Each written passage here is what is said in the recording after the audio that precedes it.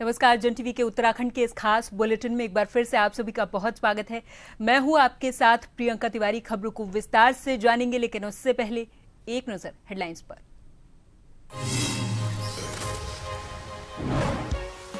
धामी ने देहरादून के रायपुर में अतिवृष्टि से प्रभावित क्षेत्रों का किया निरीक्षण। स्थानीय लोगों से मुलाकात कर समस्याओं को जाना।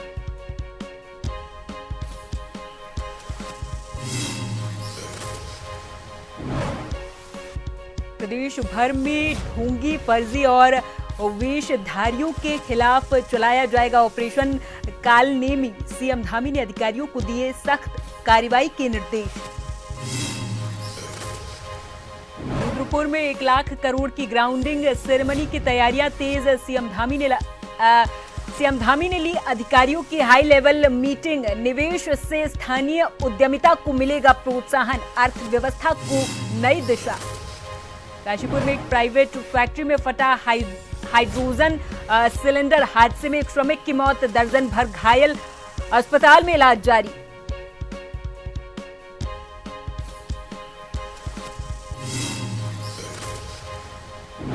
और गुरु पूर्णिमा पर उमड़ा श्रद्धा का सैलाब। लाखों श्रद्धालुओं ने लगाई गंगा में डुबकी। दान पुण्य और धार्मिक आयोजनों की रही धूम।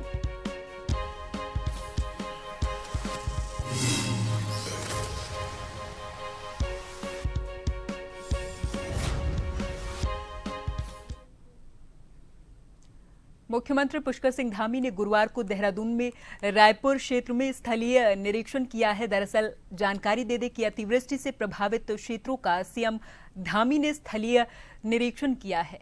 मुख्यमंत्री ने किरसाली चौक, आईटी पार्क, ननूर खेड़ा, आमवाला, तपोवन, शांति विहार में स्थानीय लोगों से मुलाकात की है और उनकी समस्याओं को सुनते हुए कहा कि जनता की सुरक्षा राज्य सरकार की सर्वोच्च प्राथमिकता है।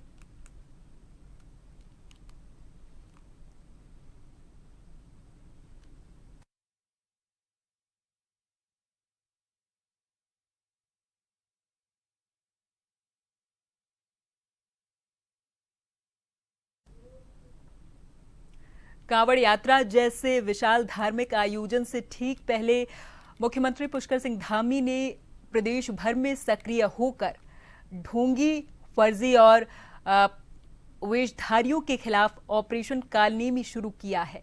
आपको जानकारी दे दें कि अपनी धर्म रक्षक छवि को और भी मजबूत किया है। सीएम धामी ने मुख्यमंत्री ने स्पष्ट शब्दों में अधिकारियों को कहा कि धार्मिक भेष में जनता को ठगने वाले, विशेष रूप से महिलाओं को निशाना बनाने वाले फर्जी साधु संतों की पहचान की जाए और उनके खिलाफ कड़ी कार्रवाई की जाए।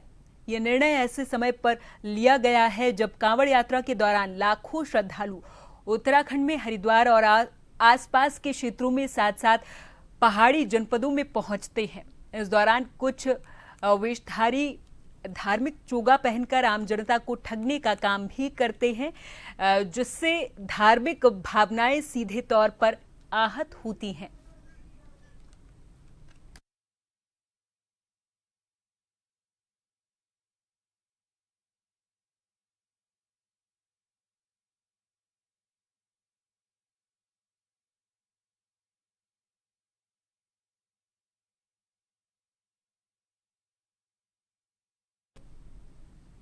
पंचायती चुनावों को देखते हुए आबकारी विभाग ने खटीमा और नानकमत्ता विधानसभा क्षेत्रों में अवैध शराब के खिलाफ अभियान चलाया है। सीमांत राजमार्गों पर वाहनों की सघन चेकिंग हुई है। नानकमत्ता के पार खमरिया और पक्की खमरिया गांव में अवैध शराब की 4 भट्टियां नष्ट हुई हैं। कार्रवाई में 100 लीटर कच्ची शराब जब्त हुई है और 8000 लीटर लहन नष्ट हुआ है। अधिकारियों ने बताया कि ये अभियान आगे भी जारी रहने वाला है।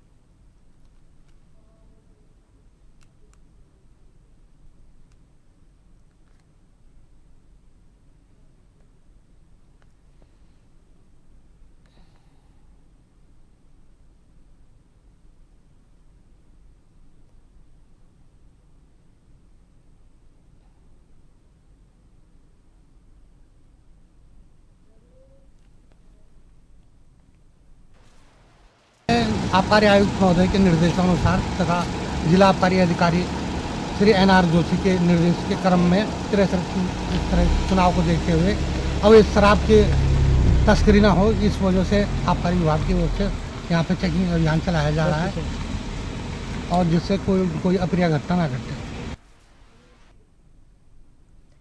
एसएसपी देहरादून के द्वारा मासिक गोष्ठी के दौरान पुलिस अधिकारियों को निर्देश दिए गए हैं। इस दौरान देहरादून जिले के अंतर्गत आने वाले सभी थानों की रिपोर्ट देखी गई है। इसमें ऐसे थाने जो बेहतर प्रदर्शन कर रहे हैं उनको सराहा भी गया, जबकि ऐसे थाने जो चोरी संबंधित घटनाओं पर प्रभावी कार्रवाई नहीं कर पाए हैं, जिनमें कोतवाली थाना, वसंत विहार, राजपुर, रायपुर और रायवाला थाने शामिल हैं, उनको हिदायत दी गई है कि वो अपने परफॉर्मेंस को सुधारें।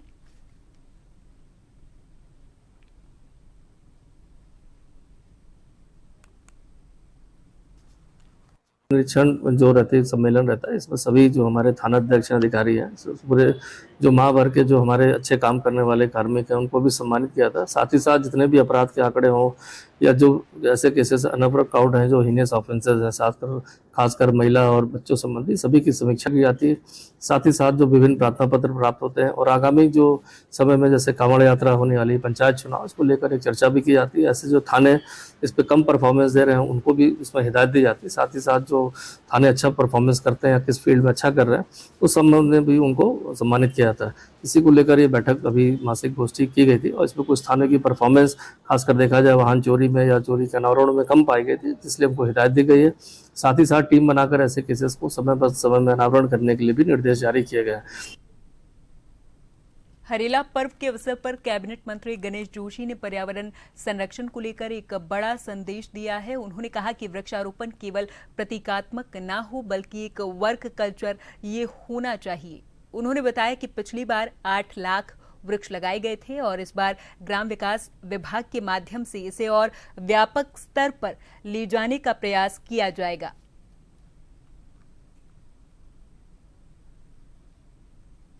15 लाख फलदार वृक्ष लगाने का हॉर्टिकल्चर के माध्यम से रखा है। इसी प्रकार आज मैंने ग्राम विकास के माध्यम से भी वृक्षारोपण होता है। हमने उनसे भी कहा है कि जो पिछली बार हमने 8 लाख वृक्ष लगाए थे उसमें बढ़ोतरी होनी चाहिए और अधिकतर बारी कोशिश होनी चाहिए कि फलदार वृक्ष हम लगाएं। उत्तराखंड के देहरादून जिले के रायपुर ब्लॉक स्थित मालदेवता क्षेत्र में खतरनाक लापरवाही सामने आई। दरअसल भारी बारिश के चलते उफान पर चल रही सांग नदी में कुछ युवकों ने नशे की मस्ती में अपनी थार गाड़ी उतार दी थी, जिसका नतीजा इतना भयंकर निकला कि नदी रौद्र रूप दिखाते हुए पूरी गाड़ी को अपने साथ ले गई। गनीमत ये रही कि समय रहते गाड़ी में सवार युवक बाहर निकल गए थे, वरना ये लापरवाही जानलेवा हादसा बन सकती थी।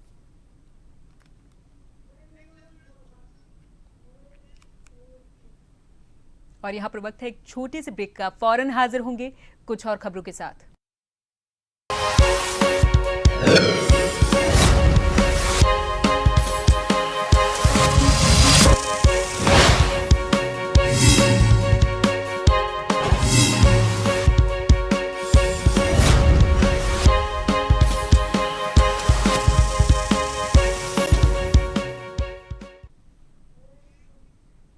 ब्रेक के बाद एक बार फिर से आप सभी का बहुत स्वागत है। अगली खबर की ओर रुख करेंगे।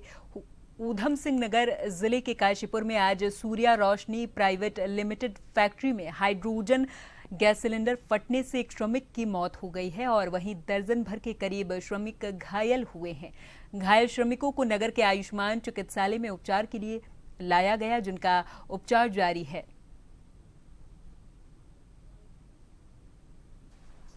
जो सूचना प्राप्त हुई है वो ये है कि हाइड्रोजन के वहाँ पे सिलेंडर्स थे, जिसमें से एक पर्टिकुलर सिलेंडर में ब्लास्ट हुआ और उस ब्लास्ट की वजह से एक तो डेथ हो चुकी है और 10 लोग इंजर्ड हुए हैं, जिनका वर्तमान में अस्पताल में इलाज चल रहा है, जिसमें हमारे CMO भी हैं, बाकी डॉक्टर्स की टीम भी, प्रशासन यहाँ पे है जो उनकी देखरेख कर रहा है। और ये भी CM साहब की ओर से निर्देश है, किसी को अगर आवश्यकता हो इवैक्यूएट करने की वो भी हम करेंगे, हायर सेंटर कहीं भिजवाना हो। लेकिन फिलहाल क्योंकि उनको हम स्टेबलाइज करना चाहते हैं, यहाँ पे जो इलाज मिल रहा है वो ठीक है। सर, नगरपालिका के वार्ड नंबर 6 में आज़ादी से लेकर आज तक सड़क नहीं बन पाई है, जबकि इस रास्ते के दोनों ओर घनी आबादी है जिसमें दर्जनों परिवार रहते हैं और समय समय पर जनता के द्वारा सड़क बनाए जाने की मांग भी की जाती रही है। इसी के चलते नगरपालिका परिषद कालाढूंगी के अधिशासी अधिकारी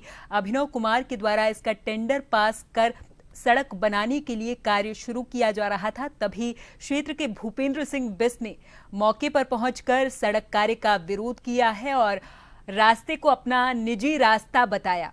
उन्होंने कहा कि इनके पूर्वजों ने इस रास्ते को अपने लिए बनाया था, मगर अब नगरपालिका परिषद उनके निजी रास्ते को अपना बताकर इसमें सड़क बना रही है। इस पर दोनों पक्ष आमने सामने आ गए और विवाद थाने तक पहुंच गया है। वहीं थाना अध्यक्ष विजय मेहता ने दोनों पक्षों को समझाने का प्रयास किया है, लेकिन आपसी सहमति नहीं बन पाई है, जिस पर थाना अध्यक्ष ने पटवारी को बुलाकर दोनों पक्षों के भूमि दस्तावेज यानी कि जमीन के पेपर देखने को कहा है। फिलहाल सड़क के काम को रोक दिया गया है।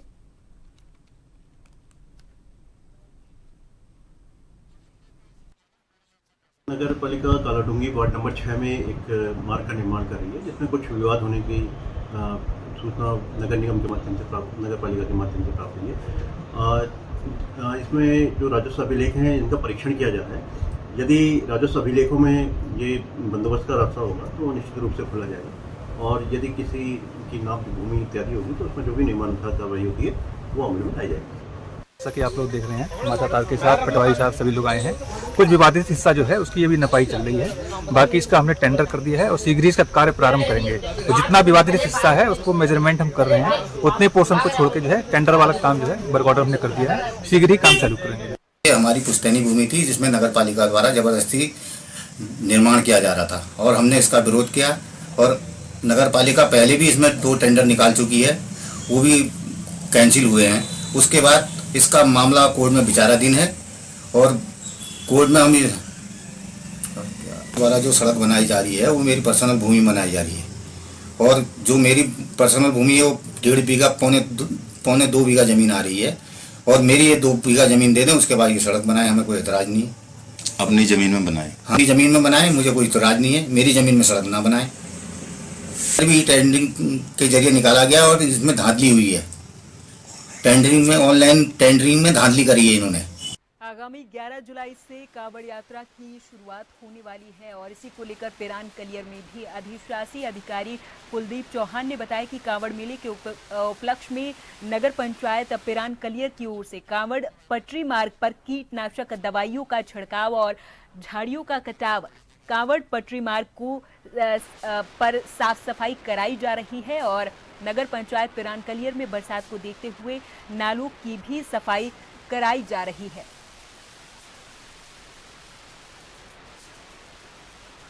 उपलक्ष्य में हमारे नगर पंचायत पिरान कलियर की ओर से जो कार्यक्रम किया जाता है वो विशेषकर साफ सफाई और कीटनाशक दवाइयों का छिड़काव तथा जो कांवड़ पटरी है उसमें घास या यदि घास है तो उसको जो है कटवा दिया जाता है, उसको साफ़ करके। मानसून को देखते हुए जो है नगर पंचायत द्वारा जो है जो यहाँ के नाले हैं उनकी साफ़ सफाई की गई है, उसमें जो है एंटी कीटनाशक वगैरह डाला गया है, और जो पुलिया वगैरह हैं उनको जो है साफ़ सफाई कर दी गई है, तो जल निकासी की जो है यदि प्रॉपर व्यवस्था हो।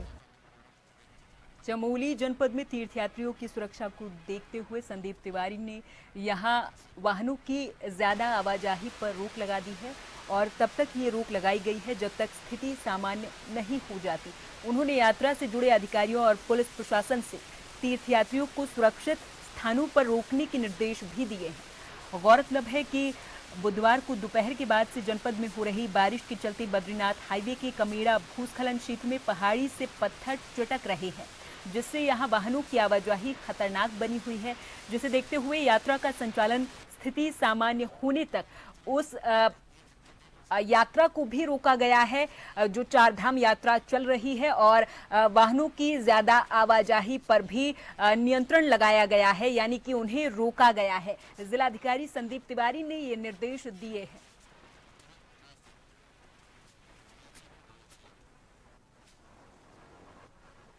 पहाड़ों पर हो रही लगातार बरसात की वजह से बरसाती नालों ने अपना रौद्र रूप दिखाना शुरू कर दिया है। दिल्ली बद्रीनाथ हाईवे पर मोहान के पास पन्याली बरसाती नाला लगातार बारिश के चलते उफान पर है। नाले का भयावह रौद्र रूप देखने के बाद वहां से गुजरने वाले वाहनों की दोनों लंबी लाइनें लग गई हैं। इसी दौरान एक युवक अपनी बाइक के साथ वहां पहुंचा। स्थानीय लोगों ने जब उसे रुकने की चेतावनी दी तब तक वो बाइक समेत नाले में उतर चुका था। तेज बहाव के चलते बाइक अचानक से संतुलन खो बैठी और पलट गई थी। ये दृश्य देखकर मौके पर मौजूद लोगों की सांसें थम गई, लेकिन तुरंत कुछ स्थानीय लोगों ने जान जोखिम में डालकर बाइक सवार को सुरक्षित बाहर निकाल लिया था। गनीमत ये रही कि युवक को गंभीर चोटें नहीं आई है और एक बड़ी दुर्घटना होने से टल गई है।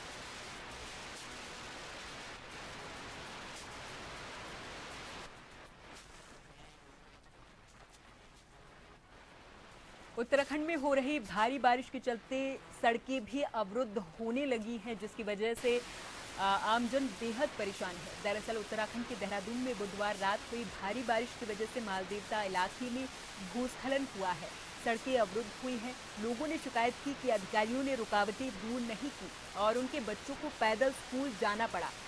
अवरुद्ध सड़कों के पास बहने वाली सोंग नदी का जलस्तर भी चिंता का विषय बन चुका है। स्थानीय अधिकारियों ने कहा कि वो जल्द से जल्द मलबा हटाने के काम कर रहे।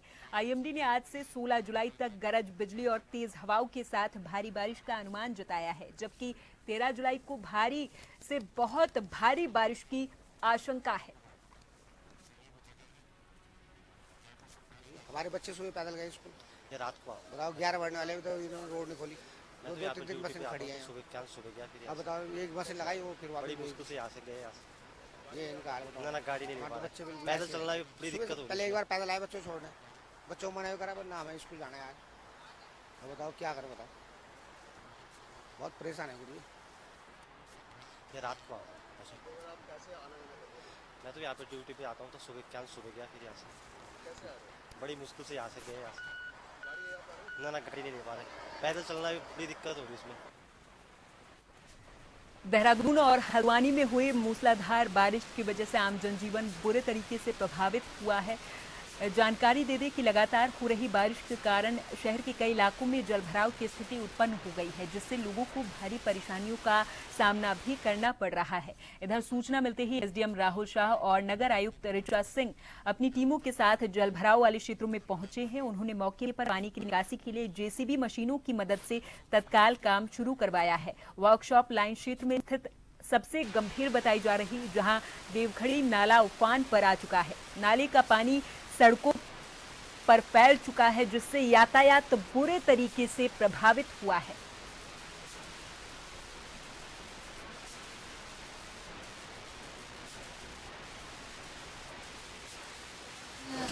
हल्द्वानी में जब ये बारिश हुई है तो उसमें देवखड़ी ओवरफ्लो हुआ है। देवखड़ी नाले के आसपास का जो एरिया है उसमें देवखड़ी नाले में काफ़ी पानी के कारण वर्कशॉप लाइन में जहाँ पे फॉरेस्ट वालों का ऑफिस है वहाँ पर एक पेड़ नाले में फंस गया था, जिसके कारण पानी ओवरफ्लो होकर उनकी कॉलोनी में गया है। पेड़ को अभी नगर निगम की टीम के द्वारा जेसीबी से हटा लिया गया है। इसके अलावा देवखड़ी में जहाँ जहाँ मलबा और पेड़ बहकर आए उसमें टीम मौके पर जा रही है और उसको हटा रही है। सभी जगह सामान्य स्थिति है। कुछ नालों में अधिक पानी बढ़ने से कुछ जगह ओवरफ्लो हुआ था, वर्तमान में सामान्य हो चुका है। जहाँ कहीं पे भी ऐसे कोई दिक्कत आ रही है तो तब पहुँच के टीम के माध्यम से वहाँ पे निकासी करवाई जाए। नाला सूर्य नाला में पानी बढ़ने की वजह से अभी यातायात रुका गया है। जैसे पानी का जलस्तर कम होगा यातायात चालू कर देंगे। और इधर उत्तराखंड में लगातार हो रही मूसलाधार बारिश की वजह से यात्रियों के साथ साथ स्थानीय लोग भी बेहद परेशान हैं। बादल फटने, लैंडस्लाइड और अतिवृष्टि के कारण बड़ी संख्या में सड़कें क्षतिग्रस्त हुई हैं, जिससे आवाजाही में दिक्कतों का सामना भी करना पड़ रहा। पीडब्ल्यूडी सचिव पंकज पांडे ने बताया कि अभी 55 सड़कें क्षतिग्रस्त हुई हैं, जिनमें नेशनल हाईवे, ग्रामीण सड़कें सहित छोटी सड़कें भी शामिल हैं, जिन्हें लगातार खोलने का काम किया जा रहा। पीडब्ल्यूडी को मानसून में अब तक करीब 90 करोड़ का नुकसान पहुंच चुका है। उन्होंने बताया कि विभाग की प्राथमिकता है कि चारधाम के श्रद्धालुओं को बेहतर व्यवस्था दी जा सके। इसके साथ ही छोटे गांव की क्षतिग्रस्त सड़कों से लगातार लिंक बनाए जा रहे हैं।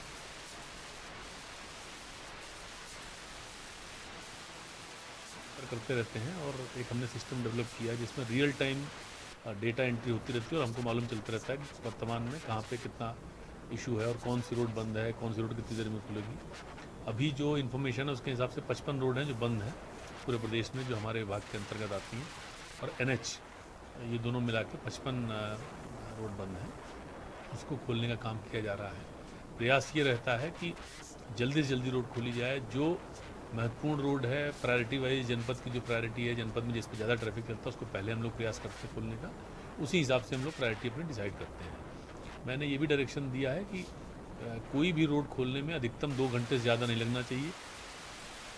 देहरादून के मसूरी विधानसभा क्षेत्र में यहां भारी बारिश होने की वजह से कैबिनेट मंत्री गणेश जोशी ने खुद स्थिति का जायजा लिया है। दरअसल निरीक्षण के दौरान मंत्री जोशी ने संबंधित विभागीय अधिकारियों से दूरभाष यानी कि फोन पर बातचीत करके मुख्य मार्ग से लगी क्षतिग्रस्त दीवार के पुनर्निर्माण कार्य को जल्द ही शुरू करने के निर्देश दिए हैं। उन्होंने कहा कि जन सुरक्षा से जुड़ी ऐसी समस्याओं पर तुरंत कार्रवाई की जाए और किसी भी प्रकार की लापरवाही बर्दाश्त नहीं की जाएगी।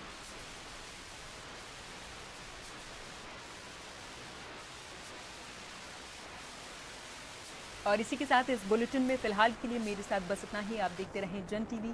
नमस्कार।